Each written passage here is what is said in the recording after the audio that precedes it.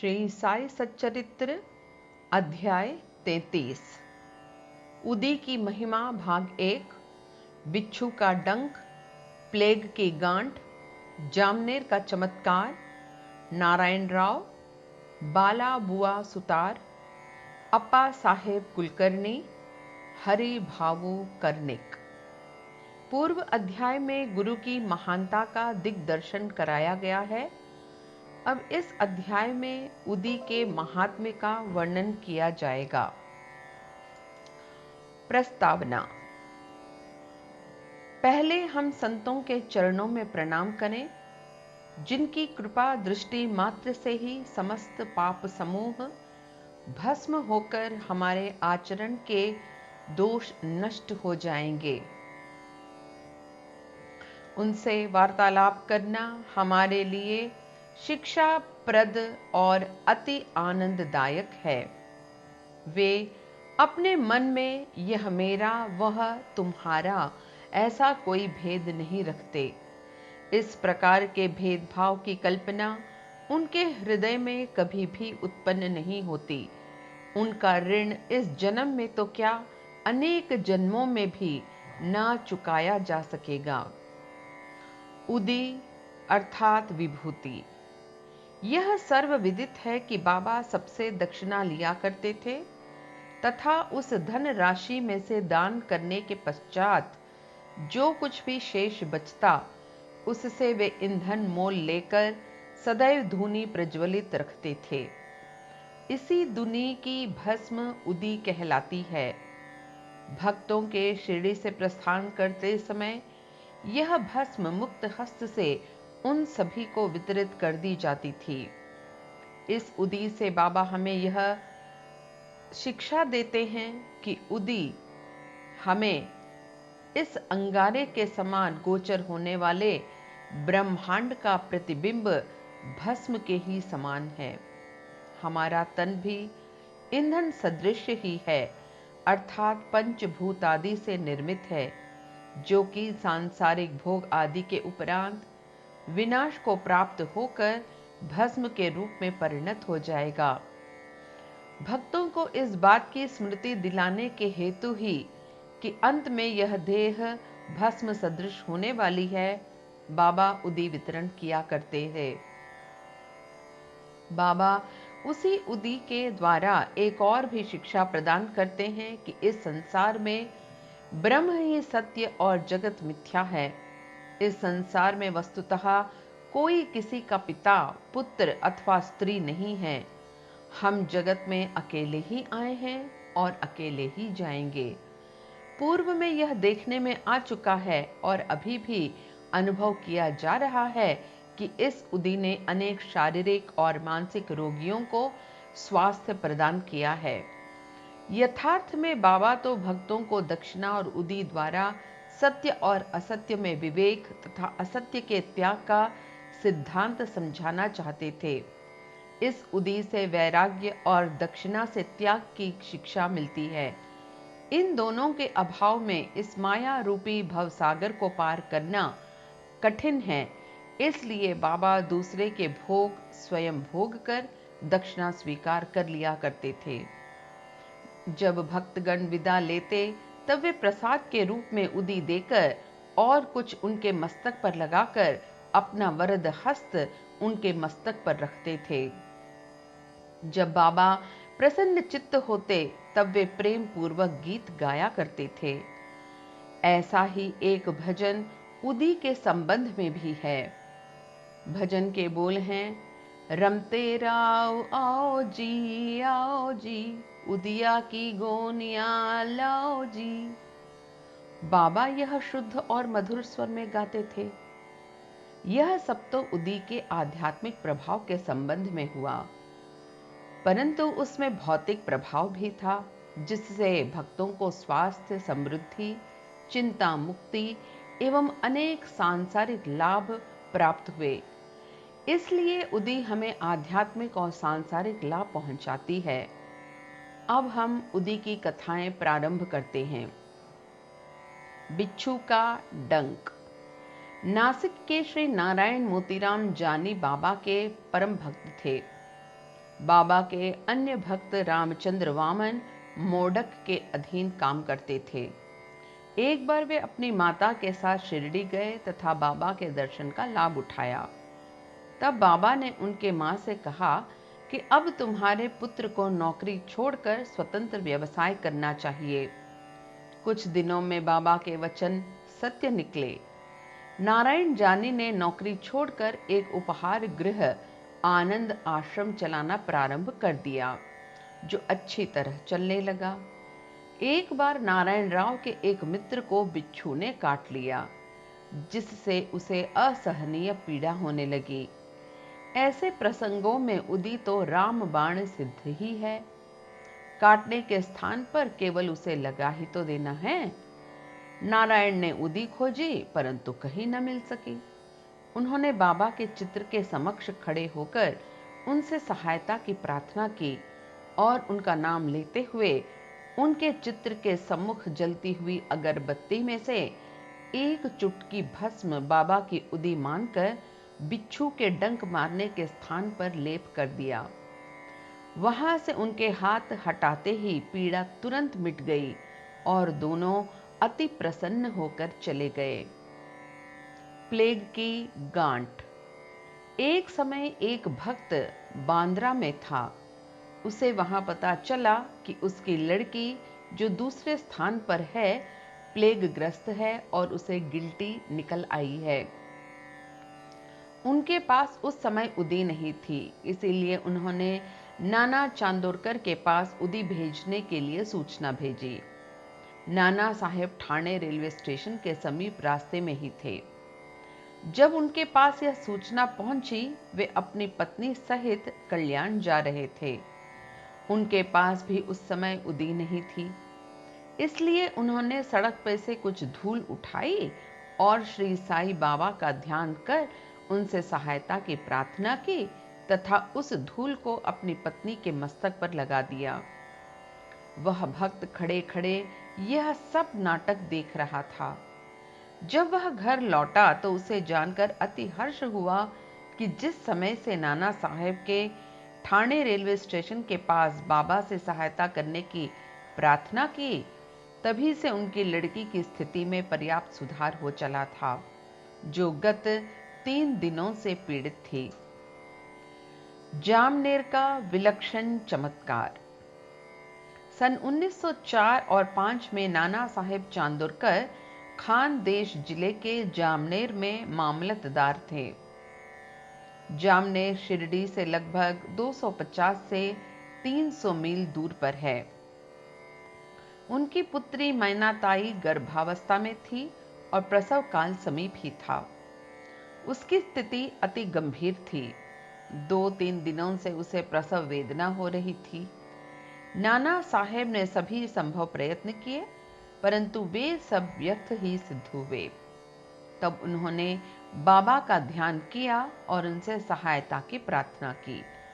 उस समय शिरडी में एक रामगीर बुआ, जिन्हें बाबा बापूगीर बुआ के नाम से पुकारते थे, अपने घर खानदेश को लौट रहे थे।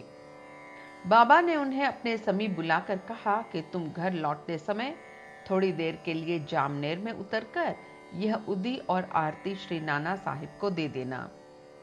रामगीर बुआ बोले कि मेरे पास केवल 2 ही रुपये हैं, जो कठिनाई से जलगांव तक के किराए को ही पर्याप्त होंगे।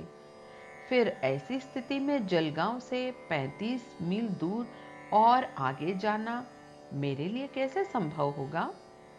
बाबा ने उत्तर दिया, चिंता की कोई बात नहीं, तुम्हारी सब व्यवस्था हो जाएगी।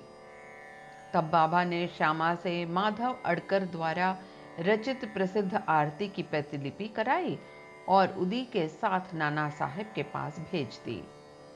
बाबा के वचनों पर विश्वास कर रामगीर बुआ ने शिरडी से प्रस्थान कर दिया और 2:45 बजे रात्रि को जलगांव पहुंचे। इस समय उनके पास केवल 2 आने ही शेष थे, जिससे वे बड़ी दुविधा में थे। इतने में ही एक आवाज उनके कानों में पड़ी, शिरडी से आए हुए बापूगीर बुआ कौन है? उन्होंने आगे बढ़कर बतलाया, मैं शिरडी से आ रहा हूं और मेरा ही नाम बापूगीर बुआ है।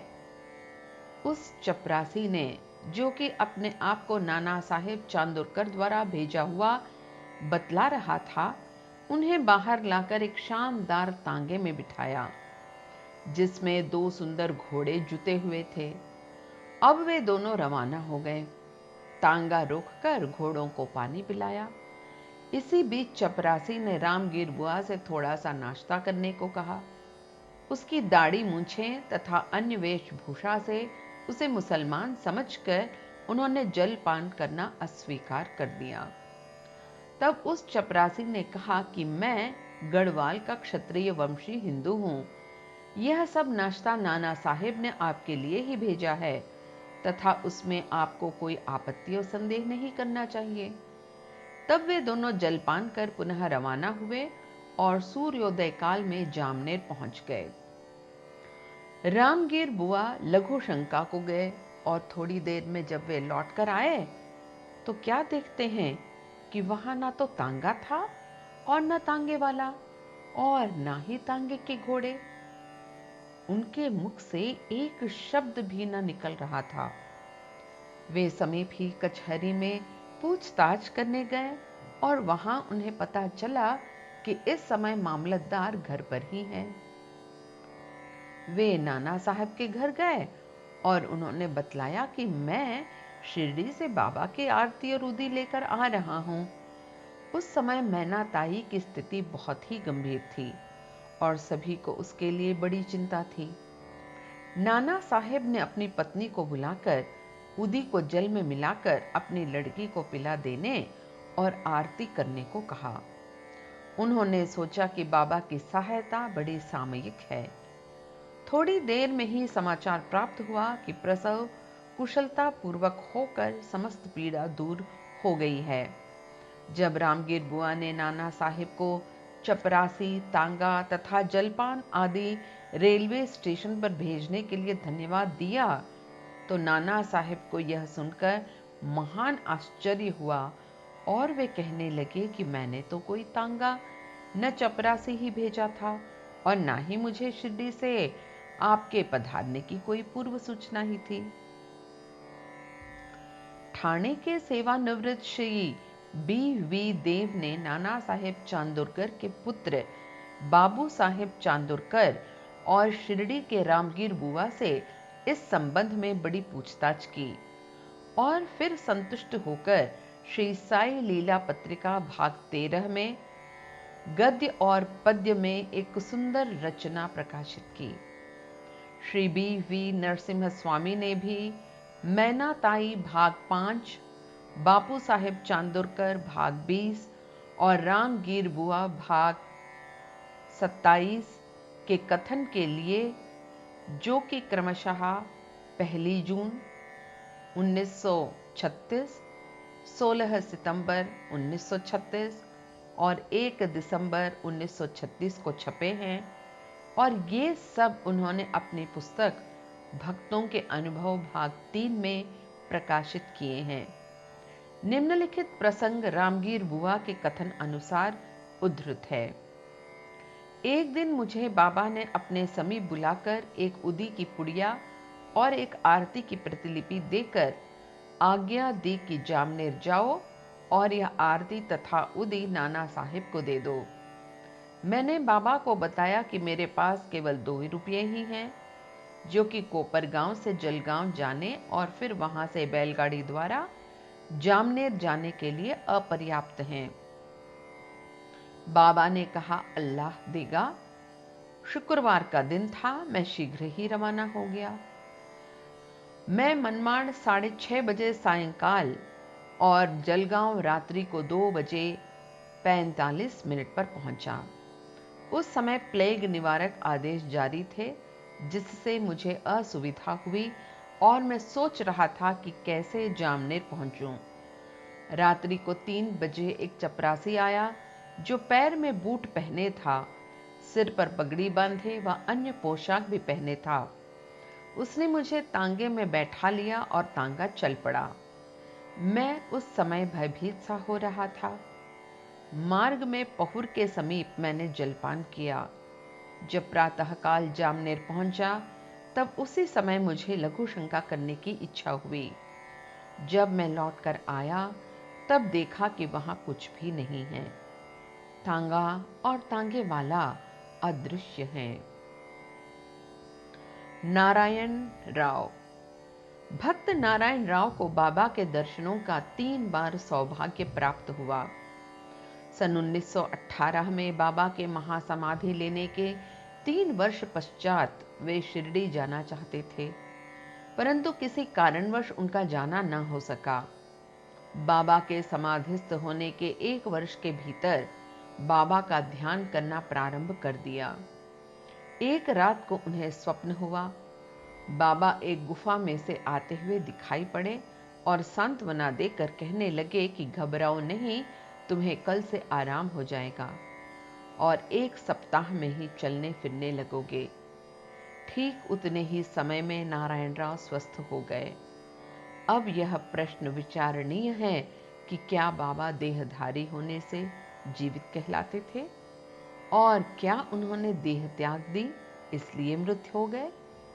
नहीं, बाबा अमर हैं क्योंकि वे जीवन और मृत्यु से परे हैं। एक बार भी अनन्य भाव से जो उनकी शरण में जाता है वह कहीं भी हो उसे वे सहायता पहुंचाते हैं। वे तो सदा हमारे साथ ही खड़े हैं और चाहे जैसा रूप लेकर भक्त के समक्ष प्रकट होकर उसकी इच्छा पूर्ण कर देते हैं। अप्पा साहेब कुलकर्णी। सन 1917 में अप्पा साहेब कुलकर्णी से शुभ दिन आए। उनका ठाणे को स्थानांतरण हो गया। उन्होंने बाला साहेब भाटे द्वारा प्राप्त बाबा के चित्र का पूजन करना प्रारंभ कर दिया। उन्होंने सच्चे हृदय से पूजा की। वे हर दिन फूल, चंदन और नैवेद्य बाबा को अर्पित करते और उनके दर्शनों की बड़ी अभिलाषा रखते थे। इस संबंध में इतना तो कहा जा सकता है कि भावपूर्वक बाबा के चित्र को देखना ही बाबा के प्रत्यक्ष दर्शन के सदृश है। नीचे लिखी कथा से यह बात स्पष्ट हो जाती है। बाला बुआ सुतार। बंबई के एक बाला बुआ नाम के संत थे जो कि अपनी भक्ति, भजन और आचरण के कारण आधुनिक तुकाराम के नाम से विख्यात थे। सन 1917 में वे शिरडी आए। जब उन्होंने बाबा को प्रणाम किया तो बाबा कहने लगे कि मैं तो इन्हें 4 वर्ष से जानता हूं। बाला बुआ को आश्चर्य हुआ और उन्होंने सोचा कि मैं तो प्रथम बार ही शिरडी आया हूं, फिर यह कैसे संभव हो सकता है? गहन चिंतन करने पर उन्हें बाबा के शब्दों की यथार्थता का बोध हो गया और वे मन ही मन कहने लगे कि संत कितने सर्वव्यापक और सर्वज्ञानी होते हैं तथा अपने भक्तों के प्रति उनके हृदय में कितनी दया होती है। मैंने तो केवल उनके चित्र को ही नमस्कार किया था, तो भी यह घटना उनको ज्ञात हो गई।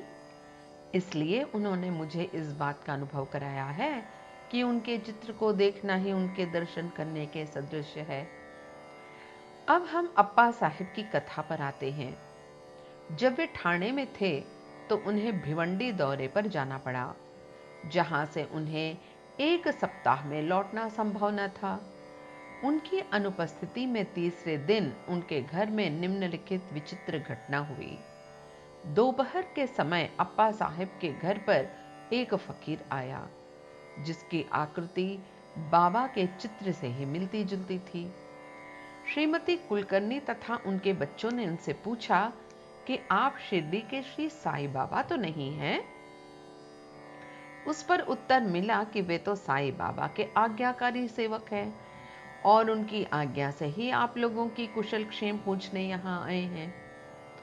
फकीर ने दक्षिणा मांगी तो श्रीमती कुलकर्णी ने उन्हें 1 रुपया भेंट किया।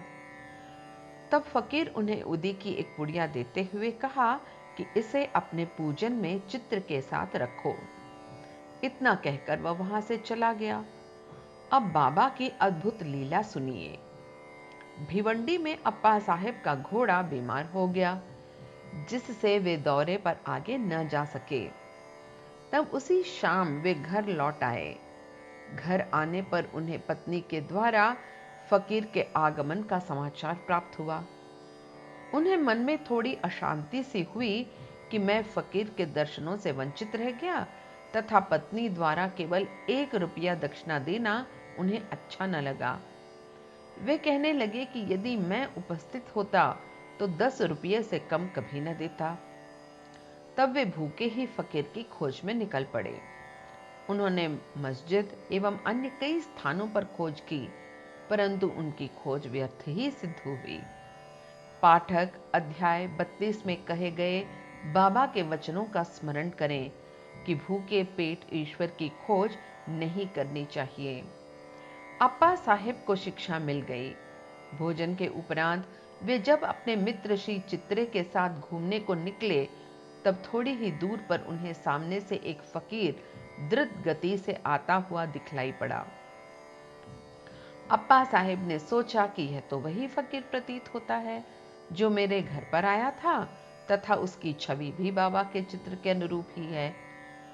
फकीर ने तुरंत ही बढ़ाकर दक्षिणा मांगी। अप्पा साहेब ने उन्हें 1 रुपया दे दिया। तब वह और मांगने लगा। अब अप्पा साहेब ने 2 रुपये दिए, तब भी उसे संतोष न हुआ। उन्होंने अपने मित्र चित्रे से 3 रुपये उधार लेकर दिया, फिर भी वह मांगता रहा। तब अप्पा साहेब ने उसे घर चलने को कहा। सब लोग घर आए और अप्पा साहेब ने उन्हें 3 रुपये और दिए, अर्थात कुल 9 रुपये। फिर भी वह असंतुष्ट प्रतीत होता था और मांगे ही जा रहा था। तब अप्पा साहेब ने कहा कि मेरे पास तो 10 रुपये का नोट है। तब फकीर ने नोट ले लिया और 9 रुपये लौटाकर चला गया। अप्पा साहेब ने 10 रुपये देने को कहा था, इसलिए उनसे 10 रुपये ले लिए। बाबा द्वारा स्पर्शित 9 रुपये उन्हें वापस मिल गए। अंक 9 अर्थपूर्ण है तथा नवविधा भक्ति की ओर इंगित करता है। यहां ध्यान दें कि लक्ष्मीबाई को भी उन्होंने अंत समय में 9 रुपये ही दिए थे। उदी की पुड़िया खोलने पर अप्पा साहेब ने देखा कि उसमें फूल के पत्ते और अक्षत हैं। तब वे कालांतर में शिरडी गए तो उन्हें बाबा ने अपना एक केश भी दिया। उन्होंने उदी और केश को एक ताबीज में रखा और उसे वे सदैव हाथ पर बांधते थे। अब अप्पा साहेब को उदी की शक्ति विदित हो चुकी थी। वे कुशाग्र बुद्धि के थे। प्रथम उन्हें 40 रुपये मासिक मिलते थे, परंतु बाबा की उदी और चित्र प्राप्त होने के पश्चात उनका वेतन कई गुना हो गया तथा उन्हें मान और यश भी मिला। इन अस्थायी आकर्षणों के अतिरिक्त उनकी आध्यात्मिक प्रगति भी शीघ्रता से होने लगी। इसीलिए सौभाग्यवश जिनके पास उदी है, उन्हें स्नान करने के पश्चात मस्तक पर धारण करना चाहिए और कुछ जल में मिलाकर तीर्थ की तरह ग्रहण करना चाहिए। हरिभावु कर्णिक। सन 1917 में गुरु पूर्णिमा के शुभ दिन ढहाणु जिला ठाणे के हरिभावु कर्णिक शिरडी आए तथा उन्होंने बाबा का यथाविधि पूजन किया। उन्होंने वस्तुएं और दक्षिणा आदि भेंट कर श्यामा के द्वारा बाबा से लौटने की आज्ञा प्राप्त की। वे मस्जिद की सीढ़ियों से उतरे ही थे कि उन्हें विचार आया कि बाबा को 1 रुपया और अर्पण करना चाहिए। वे श्यामा को संकेत से यह सूचना देना चाहते थे कि बाबा से जाने की आज्ञा प्राप्त नहीं हो चुकी है, इसलिए मैं वापस लौटना नहीं चाहता हूं। परंतु श्यामा का ध्यान उनकी ओर नहीं गया, इसीलिए वे घर को चल पड़े। मार्ग में वे नासिक में श्री कालाराम के मंदिर में दर्शन को गए। संत नरसिम्हा महाराज, जो कि मंदिर के मुख्य द्वार के भीतर बैठा करते थे, भक्तों को वहीं छोड़कर हरि भावु के पास आए और उनका हाथ पकड़कर कहने लगे कि मुझे मेरा रुपया दे दो। कर्णिक को बड़ा आश्चर्य हुआ और उन्होंने सहर्ष रुपया दे दिया। उन्हें विचार आया कि मैंने बाबा को रुपया देने का मन में संकल्प किया था और बाबा ने यह रुपया नासिक के नरसिम्हा महाराज के द्वारा ले लिया। इस कथा से सिद्ध होता है कि सब संत अभिन्न हैं तथा वे किसी न किसी रूप में एक साथ ही कार्य किया करते हैं। श्री सद्गुरु साईनाथ अर्पणमस्तु। शुभम भवतु।